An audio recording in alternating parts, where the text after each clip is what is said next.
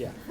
So this is not meant to be totally self-deprecating, but I am feeling a little bit of imposter syndrome because I am a little bit of an imposter here, in a way.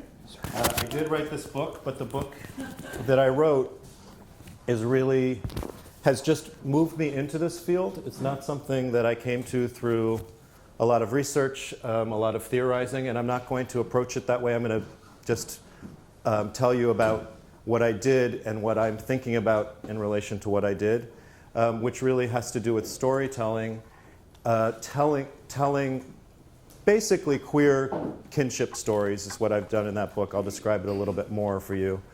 And I'm interested in the kinds of conversations that does and doesn't facilitate. And I'm already experiencing it in the last few months. So Polly and I are organizing a panel at my kids' co-organizing a panel at my kids' elementary school. What are we calling it? Modern Families Are Families. Thanks, this is like promo for the book, but it's like, that's going to be, what am I bringing to that conversation? What is the storytelling there? Am I bringing, sorry, I'm referring to the earlier slide, the title of this, that's a place where people are not going to be thinking about transnational politics, any of the kinds of things that are in the more academic field. I take this to an academic setting. People are not really thinking that I'm going to come in and tell them stories. They're not particularly thinking about the personal level, the everyday level of queering kinship and of using assisted reproduction to do that and so on. So it's been very interesting, and in particular, hopefully when I get into what I've sort of prepared, the sort of political conversations that I can and can't that I can start to participate in now are exactly 100% in this combination of things that are brought together here. So I'm so excited to be here and grateful and looking forward to learning. That's kind of I want to learn what's going on here in these conversations, and it is really a new conversation, right? To bring these three kinds of things together, and it's happening elsewhere.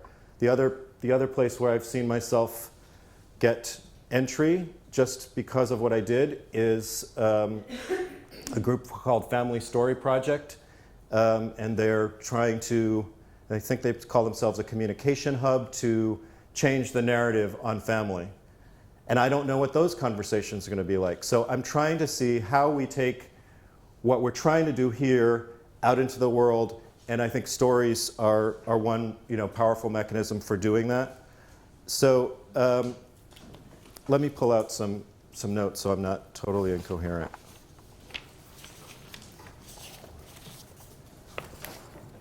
And I have to keep an eye. Do we have a clock in here? I guess not.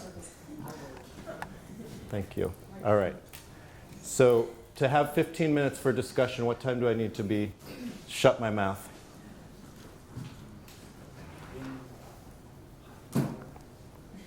What? Half an hour. Okay. So let me just tell you where this book came from. This book. I would read to you. Normally I would read from it and stuff, but everybody here has a book, so we're not going to read. I started this book because of two things. I came into the experience of making my family, my queer family, with my now husband, without really a lot of consciousness of the things that all people here have been researching for years. I was not particularly, I was uncomfortable with the commodification of reproduction that I knew I was going to have to deal with. I suspected there would be interesting and weird class dynamics between us and the other people involved. I knew that we had resources to do what we were doing, so I knew that there was class, I was aware of class privilege and so on, but I wasn't really thinking in any deep ways about this. I was thinking, how am I going to make my family? And when we have 2 kids now, I wanted those stories recorded because I thought they were really beautiful, and I would tell somebody how we made our first child, which was my college girlfriend carried her. We used the egg of a friend, not a friend, an intimate, let's say, the sperm of one of us. We don't say which, but we know. And then we went to Massachusetts, where we had been married, and waited at my parents' house on Martha's Vineyard in the winter for her to be born, and then did all the legal stuff along the way and shuffled back here. So that's the short version of the story that I tell in a more elaborate way. When I would tell people that, they would say, "Oh, that's so beautiful," they would be moved by it. And I thought, all right, I should tell these moving stories. And then when we walked along the street with babies, people would ask, this may be familiar to people, where did you get her? That was the question over and over again. And eventually I decided to be more generous in my response to that I started to interpret that not just as rude and impertinent and intrusive, but as curiosity. So I wanted to tell the stories to people who are curious. That really is kind of my audience in mind. And then, I'm just going to talk this. I'm not going to worry too much about that PowerPoint.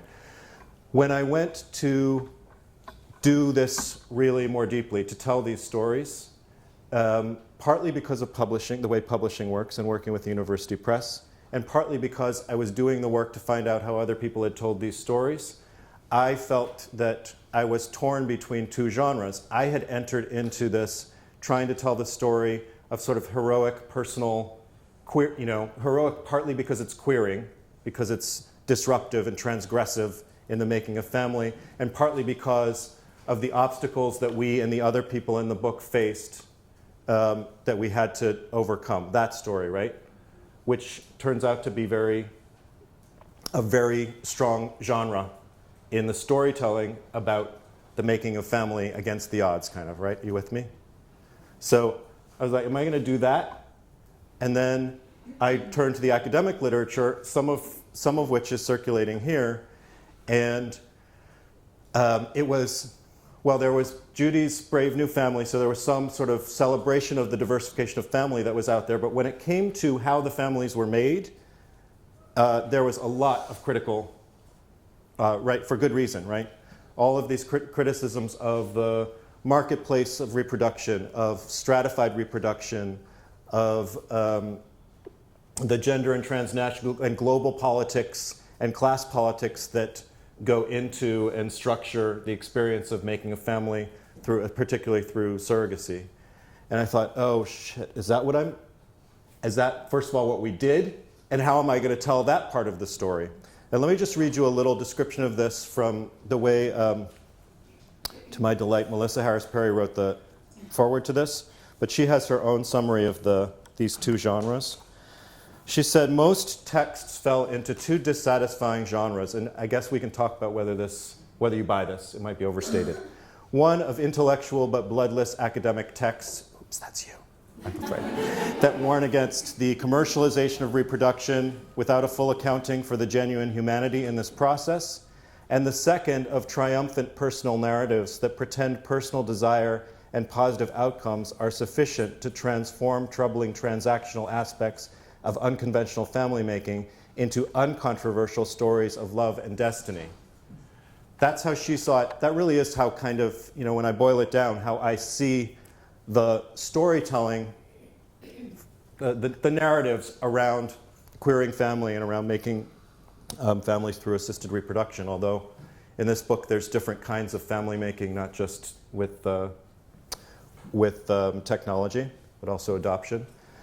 So what I tried to do is figure out what does it look like to combine those.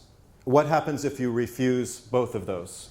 What happens if I refuse to be do the sort of what I call reprocrit only, just the critical version of the storytelling where when individuals are in it. And I'm not saying, I don't think that's what most people here are doing, so I don't want to mischaracterize, but this was the path for me, where individuals in that version of the narrative are there primarily to demonstrate a point about institutionalized inequality, a point about the global circulation of bodies, and so on.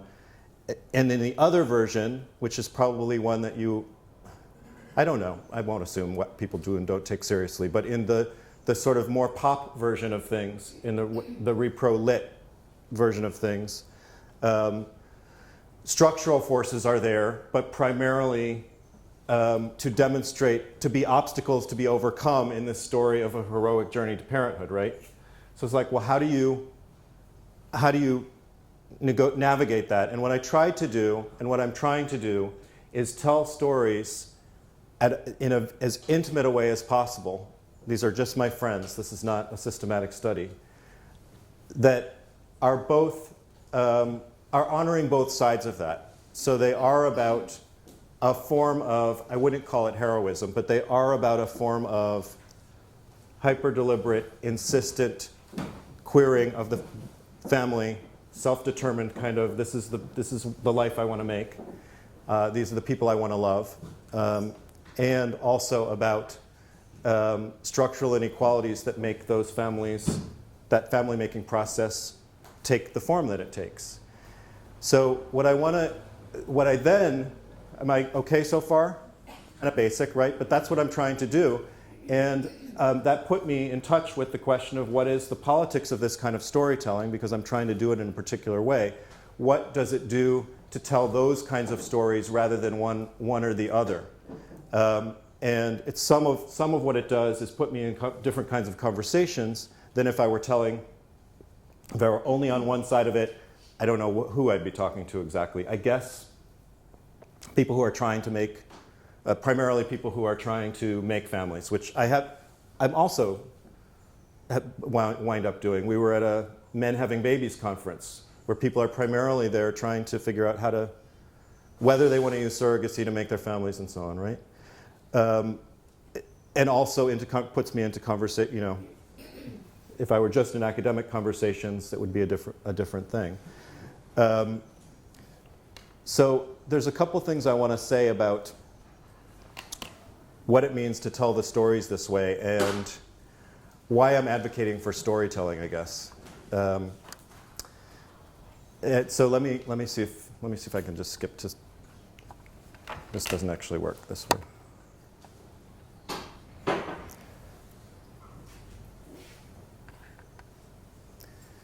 So there's a couple places where I feel like I'm making an intervention, and we can make interventions through storytelling of a particular kind. You know what? Let's just get rid of this. It's just going to destroy me. Two things. There's certainly a big literature in sociology in particular about the politics of storytelling. We can talk about that more later if you want. My main thinking around it comes from the point that I've already basically made. That people talk about a form of storytelling that is hegemonic. Susan Ewick and Patricia Ewick and Susan Silby, I think I'm taking this from, right? Hegemonic storytelling in which it's all taking place at the individual level. It's kind of like that, the big version of the repro-lit personal storytelling, in which the structural is kind of effaced. It's not imploded into the storytelling. And subversive storytelling, which is a little bit maybe of an inflated kind of terminology around it. But the idea is that the structural forces, the institutional forces are imploded, the inequalities are imploded into the personal storytelling. So that's really what I was trying to do. When you do that, what happens? There's a couple of places where I feel like these stories intervene. And again, I'm coming primarily here from the queering kinship part of this trio, and also through the surrogacy, but not transnational surrogacy. It's not something, I will defer, because I know it from reading the work of people here, really, not from my own research. One place where I'm clearly intervening is in the larger discourse of family, one true family, right? And I think we're all on some level doing that, right? Just keep getting distracted by that. Can we turn it off? Because I do have some slides that are good for this, but I'm not going to. All right, you see this? Okay. Into this. Intervening into this. All right, we'll leave it. Public opinion still, despite the fact that we know that the idea that there's one true family is losing its pride of place, right? That it is no longer, at our school, we're having that panel because there's a family diversity curriculum.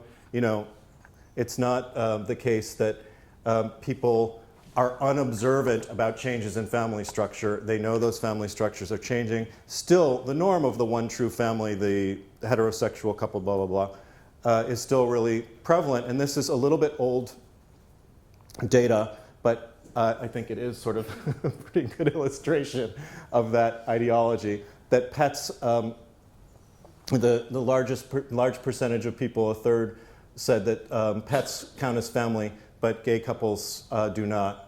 And that 11%, only 11% said gay couples count as family, and pets do not.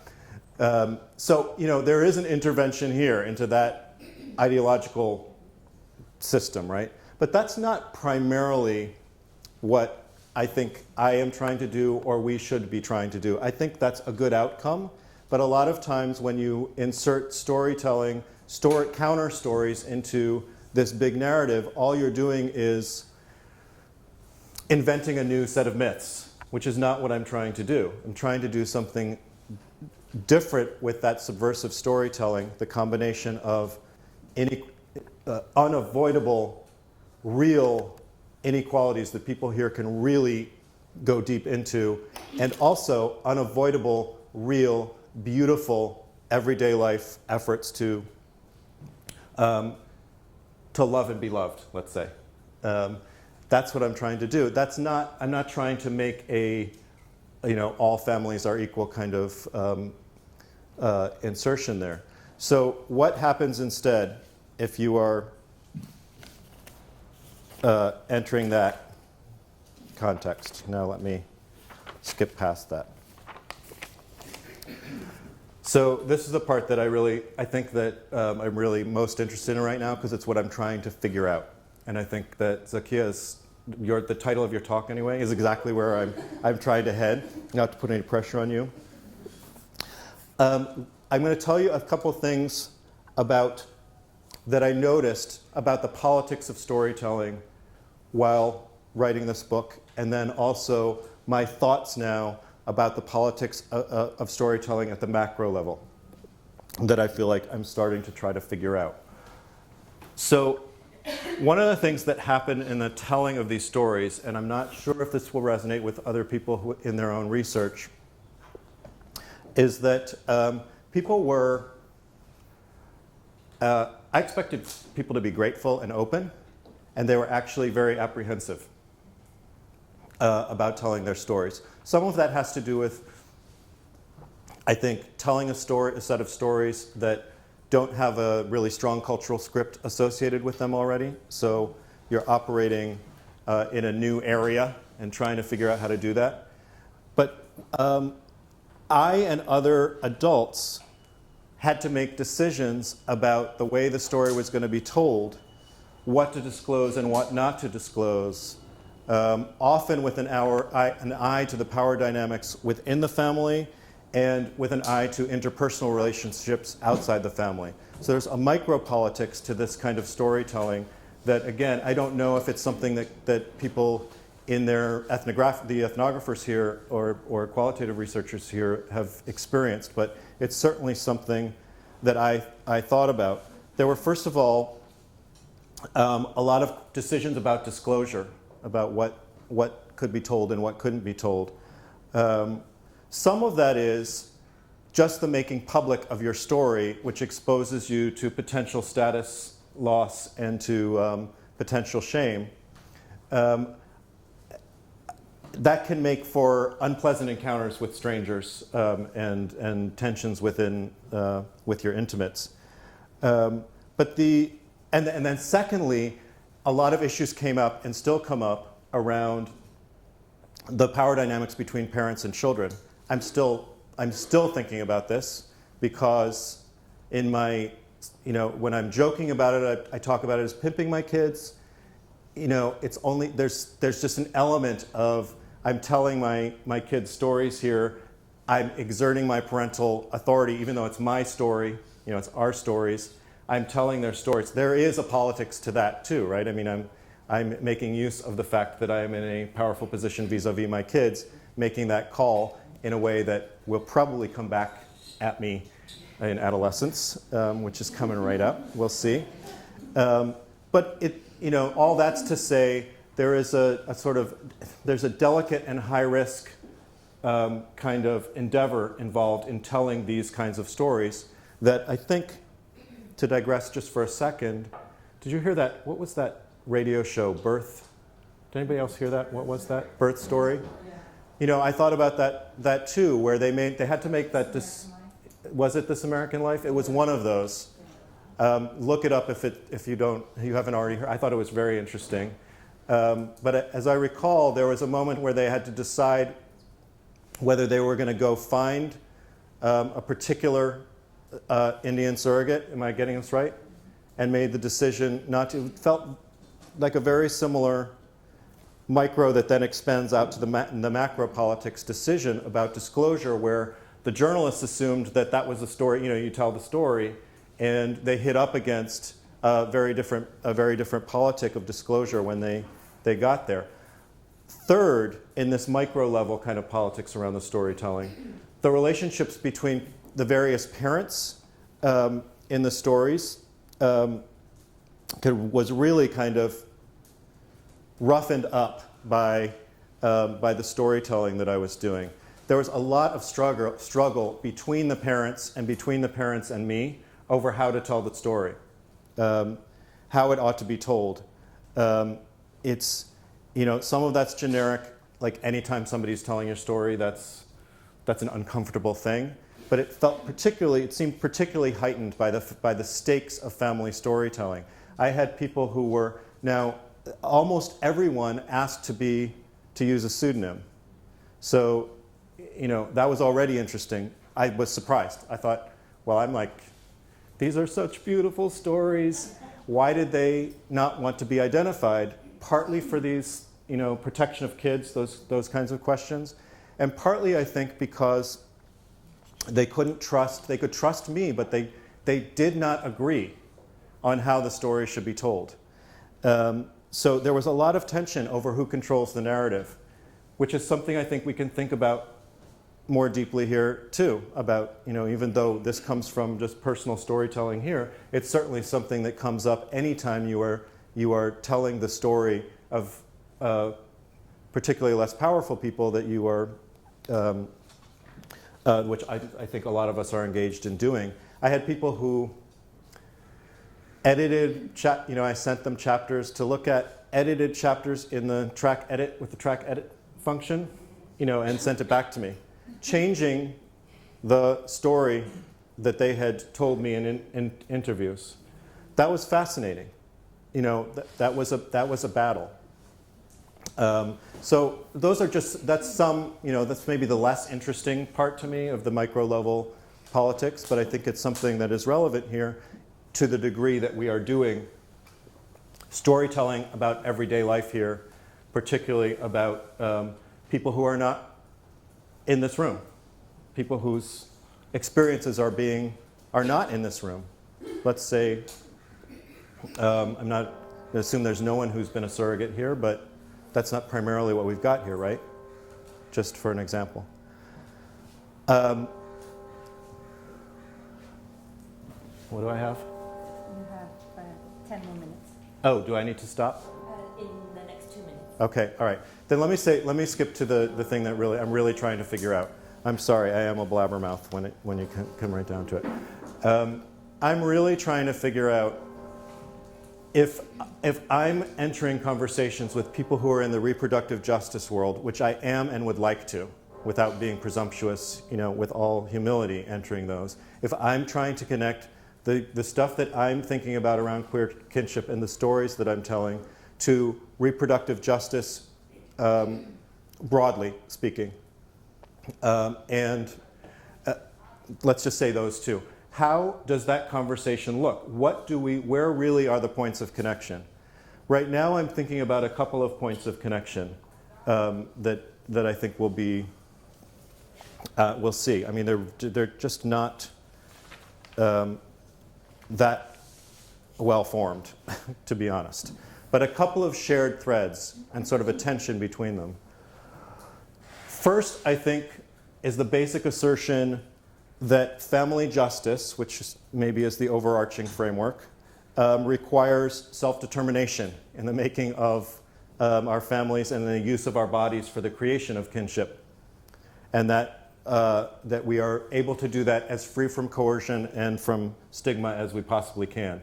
That seems to cover a lot of the joint territory. Did that make sense at all? That's a starting point. Clearly, that's not where we are.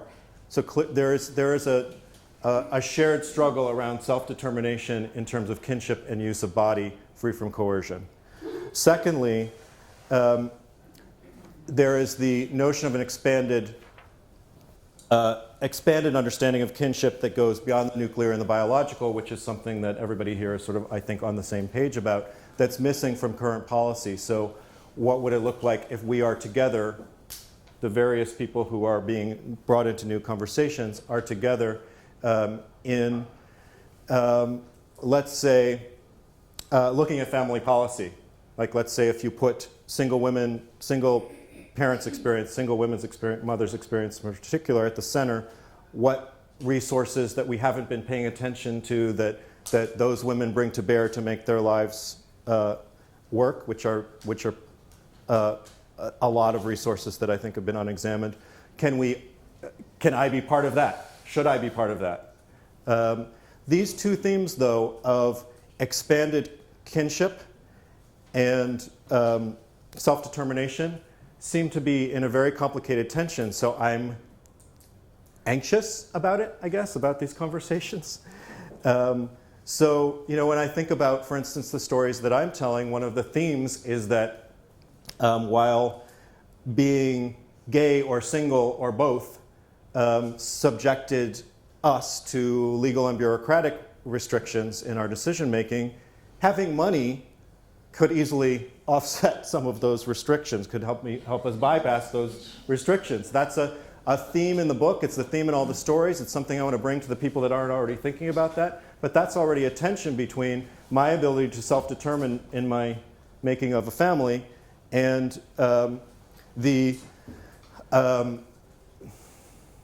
and justice, let's say.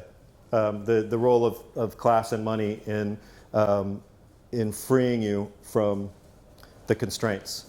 And family diversity of the sort that we're working on, say, for this panel, family diversity is currently being expanded through what is essentially class-related decision-making. Everything from women who place their children up for adoption, who donate eggs or serve as surrogates for same-sex couples. They often do so not exclusively, and we'll hear more about this later, not exclusively because of financial considerations, but that's certainly part of it. I hope I'm right about that. That it is always part of that decision-making as well. So those tensions in these conversations that, again, I think are opened up by a particular kind of storytelling that brings these conversations together. Those, I think, are really hard, and I think they need to be confronted, and that's kind of what I'm doing here. So we have a few minutes from there, right, before the reading of the paper. So I'm open. Thank you.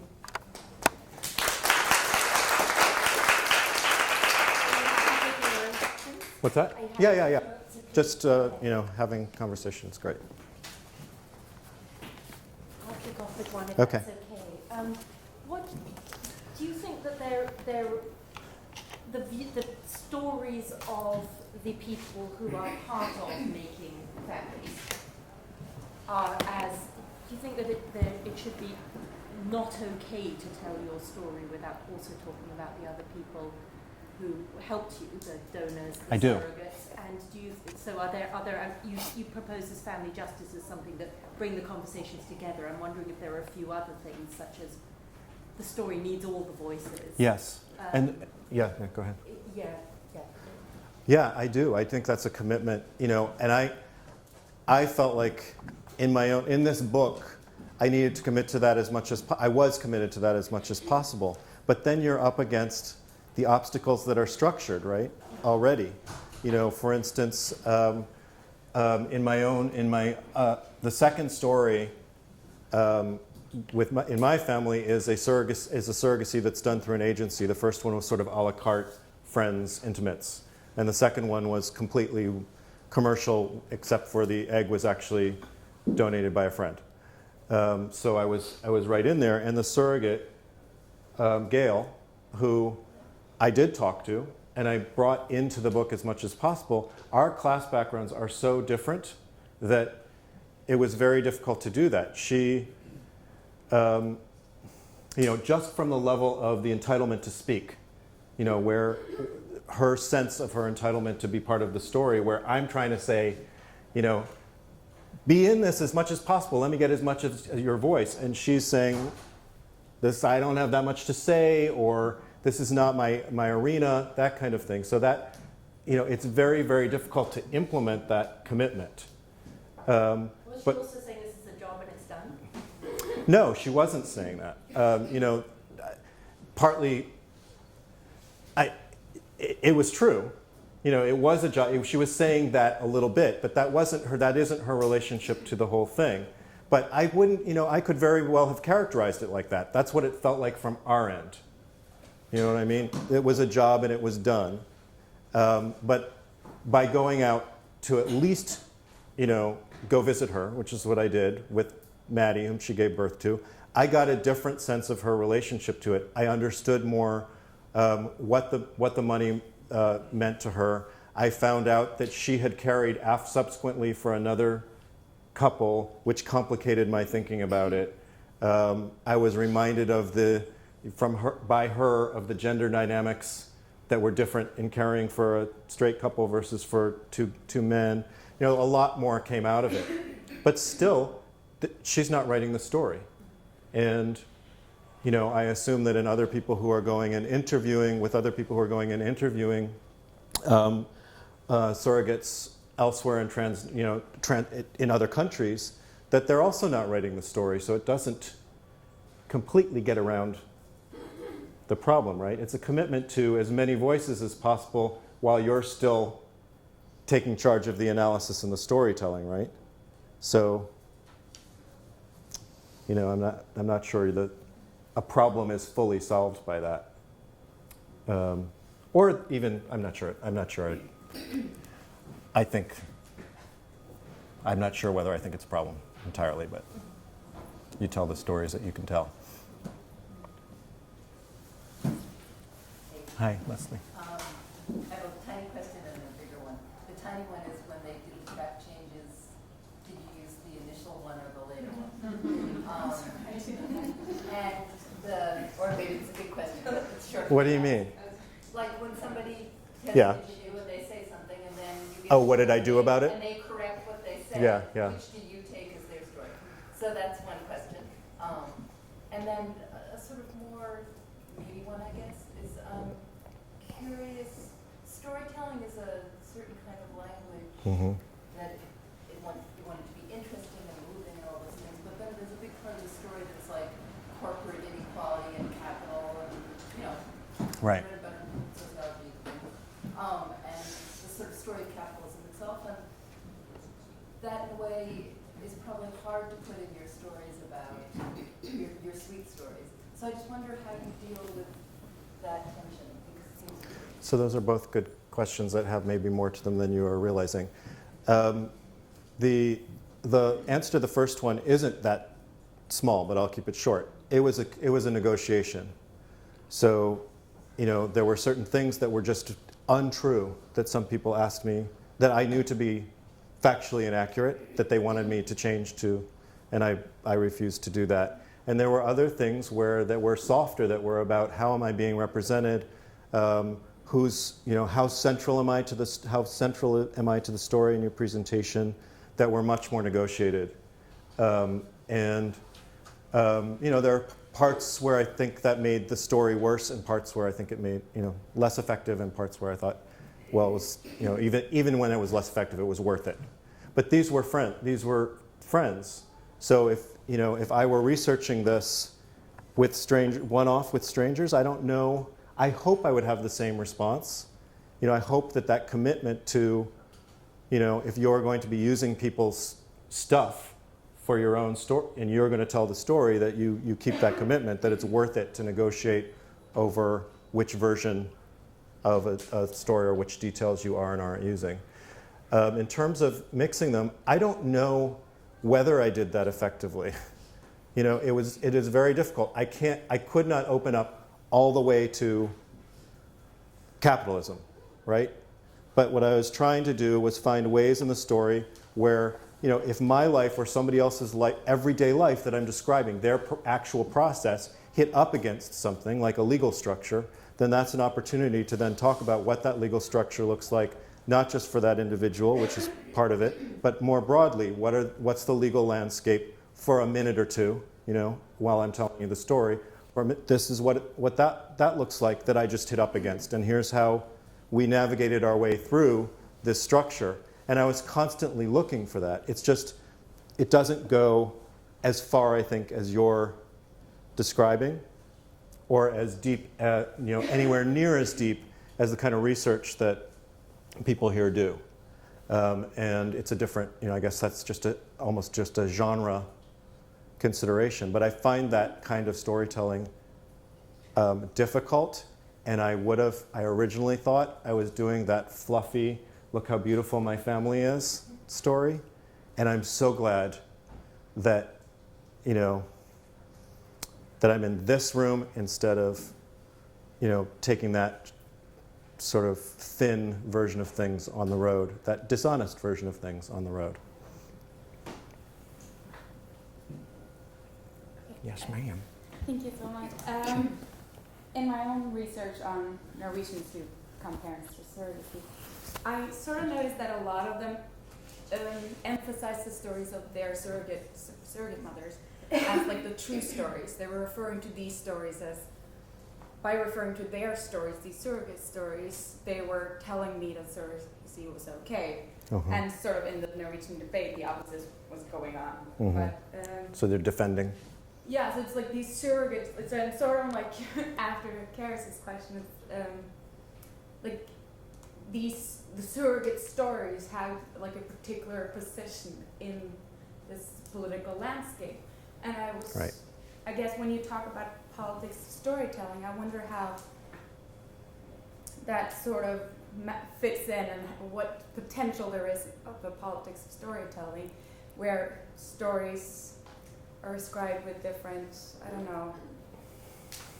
know, these stories told. From a completely different perspective, yeah. Is that what you're talking about? Yeah, and also just like surrogacy is okay because their surrogate mother is okay. Is okay, and right. She told a good story about it. And right. I think that's kind of, I think that's going to be answered by the research that people are doing now.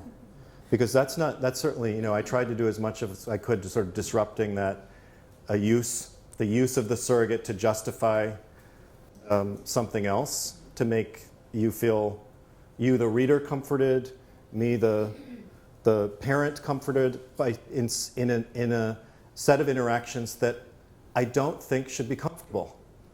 I want that not to be a comfortable experience because it's the politics are complicated. My relationship to Gail and to my college girlfriend, even that was sort of lateral, so it was absent. But I tried to call attention myself to the reason that we didn't have that kind of gap between us and Tamar, who was the first gestational carrier. But there are people here who are trying to do that, I hope. I think there's a lot of room, both in academic research, to be looking at this from the perspective of surrogates. And I think there's people here who have already done that and are doing that, right? And at the more sort of ground level, where, what it made me think of was a recent experience at this Men Having Babies conference, which is, like I said, it's men deciding, mostly men, right? Not only. Deciding about whether they want to make a family through surrogacy. It's a nonprofit. It's not, selling, although there are booths, so there's part of that too. But the panel that we were on included surrogates. And it was such a different kind of experience in the room, I think, to hear. Now, they weren't necessarily there, just like my stories aren't representative. They weren't, I think, your typical profile of a surrogate. But it was so powerful. It was subtle but powerful for me to be able to sit there and be in the presence of women who had done what Gail and Tamar had done, who were fully self-possessed people saying, this is what was difficult for me, this is what was joyful for me. It was rich. It wasn't just, oh, they had a good experience, so it's all good. We pushed a little bit on the more difficult aspects, and it was all a way for this organization to start talking about the ethics of surrogacy, have a conversation that most of the people in the room were not coming in thinking they were going to have, because they had to hear from full humans, not named, with actual names, not named surrogate, but full human beings who could say what their experience was, and think about their relationship to those women, those women's bodies. So I think that's happening. That organization, I think one of the reasons that I wound up going to that was because they have a board, an advisory board made up of surrogates. I've never seen that. I mean, I haven't been around this field that long, but I haven't seen that before.